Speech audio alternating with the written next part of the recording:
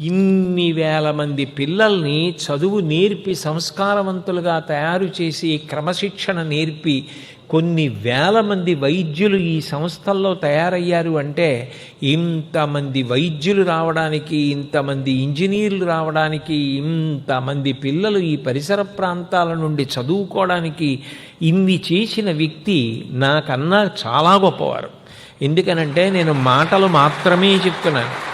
నేను ఇంత గొప్ప వ్యవస్థ చేయలేదు, నేను ఇంత గొప్పగా ఎవ్వరికీ ఉపకారం చేసింది లేదు.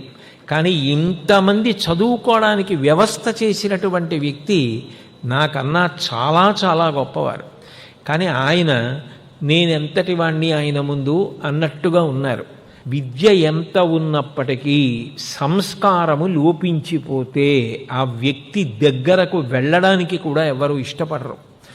సంస్కారము ఏర్పడము అన్న మాటకు అర్థం ఏంటంటే, మనం కష్టపడి జీవితంలో పైకి వస్తే ఆ కష్టాలు తలుచుకొని కష్టాలకి లొంగిపోయి బ్రతకడం కాదు, అట్లా కష్టాల్లో ఉన్న వాళ్ళని ఉద్ధరించడానికి పనికి రావాలి. మనకి భగవంతుడిచ్చిన 2 కళ్ళతో పాటు విద్య అనబడేటటువంటి ఒక కొత్త కన్నుంది. విద్యా పరం లోచనం అంటుంది శాస్త్రం.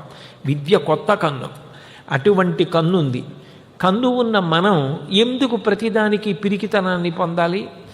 ధైర్యంగా ఉండడం మనకు అలవాటు.